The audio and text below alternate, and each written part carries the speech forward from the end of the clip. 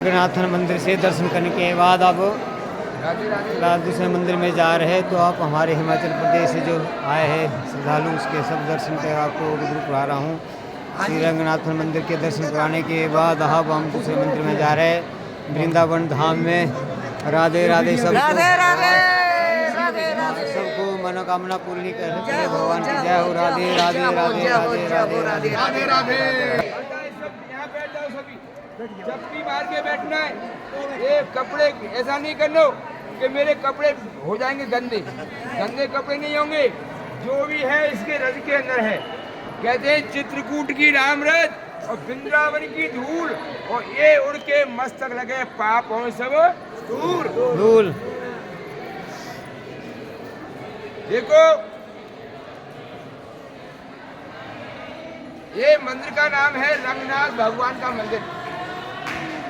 रंगनाथ भगवान का मंदिर क्यों? मथुरा के रहने वाले लक्ष्मीचंद सेठ कहते हैं भगवान ने जिनको रुपया पैसा दिया उनको भगवान ने कोई बेटा बेटी नहीं दिया। जिनको भगवान ने बेटा बेटी दिया उनको भगवान ने रुपया पैसा नहीं दिया। लक्ष्मीचंद सेठ के पास में पैसे की कोई कमी नहीं थी, लेकिन उनको खर्च करने वाला कोई बेटा बेटी नहीं। 70 साल की उम्र हो जाती है। सेठानी से कहने लगे सेठ जी, अरे सेठानी हमारे 17 साल की उम्र हो गई, 70 साल की, अभी तक हमारा कोई बच्चा नहीं हुआ तो आगे भी होना भी नहीं है। अब पिछले जन्म में हमने कोई ऐसा बुरा कर्म कर दिया, आज हमें वो समय देखना पड़ रहा है। जो हमने पहले किया आज भोगना पड़ रहा है और अब करेंगे आगे भोगना पड़ेगा।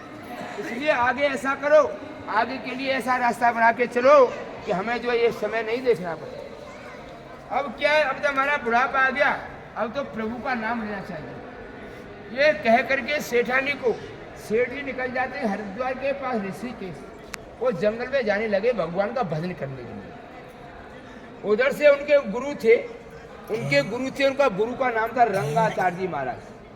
क्या नाम था पूछूंगा मैं आपको। इनका गुरु का क्या नाम था? रंगाचार्य जी महाराज।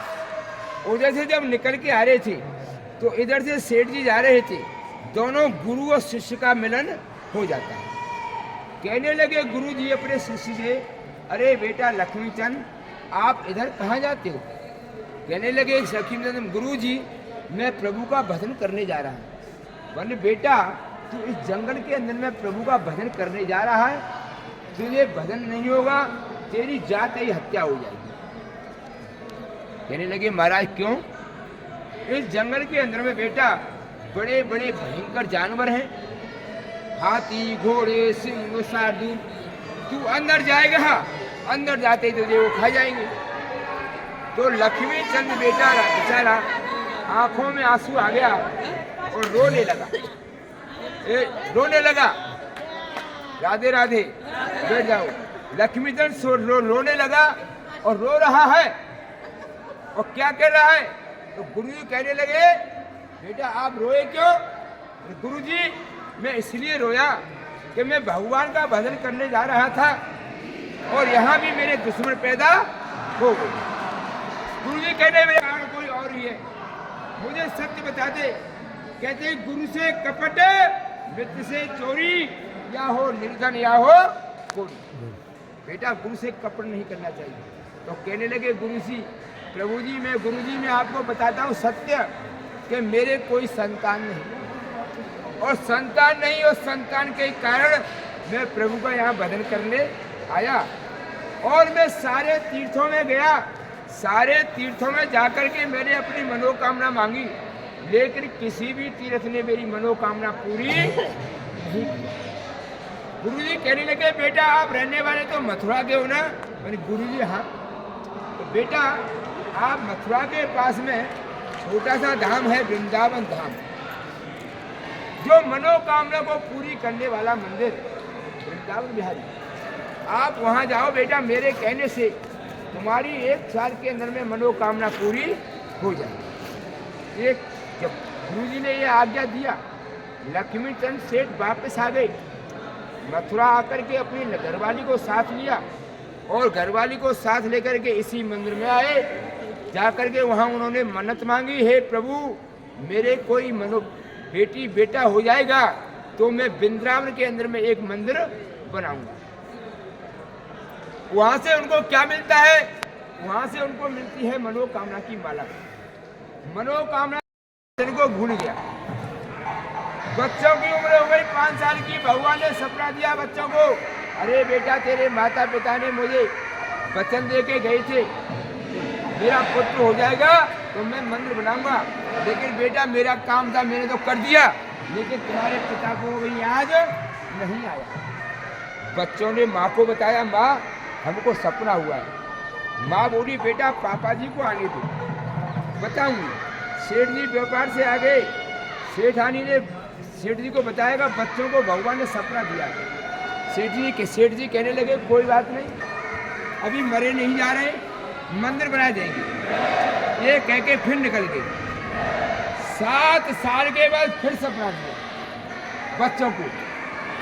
तो कहने लगे, बच्चों की उम्र हो गई 12 साल की, 7 और 5 भगवान कहने लगे, अरे खेमचंद नेमचंद अगर हम देना जानते हैं तो लेना भी जानते हैं। अपनी माँ को बोल, माँ को बताया बच्चों ने सपना। माँ बोली बेटा ऐसा न हो कि ये मेरे 80 साल की उम्र है, 80 साल का मेरा बुढ़ापा खराब हो गया, आप बेटा जाओ। तो बच्चे मुनीम को साथ लाए। ये 3 किलोमीटर का एरिया खरीद लिया और खरीद करके ये मंदिर बना डाला। पूरा मंदिर बना दिया। पूरा खजाना अपने पापा का सेठ जी का खजाना था वो पूरा खाली कर दिया, मंदिर बना दिया। सेठ जी बोले, अरे बेटा ये खजाना खाली तुमने कर दिया, ये पैसा कहाँ गया? पिताजी हमने मंदिर बनाया, इतने पैसे थे, इतना कैसा मंदिर बना दिया? तो चलो पिताजी। बच्चे अपनी माँ को लेकर के पिताजी को लेकर के यहाँ आए। ये मंदिर को जब देखा 3 किलोमीटर के एरिया में बना हुआ है, माता की पिता की यानी सेठ सेठानी की दोनों की आत्मा खुश हो गई। हे प्रभु हमको आपने बुढ़ापे में बेटा तो दिया, लेकिन बेटा सुपात्र दिया, इस काम को हम नहीं कर सकते थे, हमारे बेटे ने करके दिया। कहते हैं शरीर को काल खा जाता है लेकिन नाम को काल नहीं खाता। उनकी पीढ़ी की पीढ़ी खत्म हो गई लेकिन नाम अमर हो रहा। पिताजी बोले बेटा ये तो तेरा नाम होगा, किसने बनाया? उसके बच्चों ने, लेकिन बेटा मेरा तो कोई नाम नहीं होगा। मैंने पिताजी आप भी जानते। तो सेठ जी ने इस मंदिर के लिए 12 से 85 गाँव की खेती इस मंदिर को लिए लगा।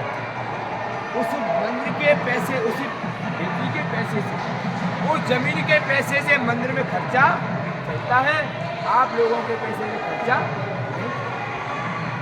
माँ बोली बेटा गीले में सोई, सूखे में सुलाया, 9 महीने घर में रखा, मेरा तो कोई नाम नहीं है। वाली माता जी बच्चे बोले माँ करनी करे तो क्यों करे, क्यों करके पछताए, जब बोए पेड़ बबूल के तो आम कहाँ से खाए।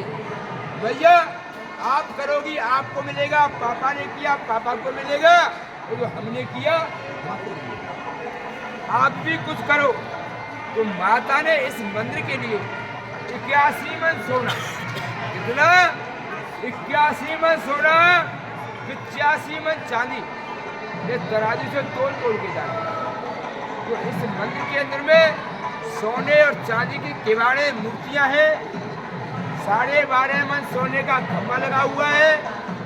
108 कलश है, जो एक कलश का वजन है 5.25 किलो। एक वजन का एक कलश का वजन 5.25 किलो, 1 से 8 सोने के कलश है। और जब बनाने के बाद ये बन गया तो किसके नाम कर दिया? सेठ जी ने किसके नाम कर दिया? ये मंदिर को अपने नाम नहीं रखा, अपना कोई नाम नहीं किया, अपनी कोई शिला नहीं लगाई। नाम किसके कर दिया? अपने गुरु जी, अपने आचार्य भगवान। वो सूर्य का नाम था रंगाचाटी, तो मंदिर का नाम हो गया रंगनाथ भगवान का मंदिर। बोलो रंगनाथ भगवान की जय। कन्हैया लाल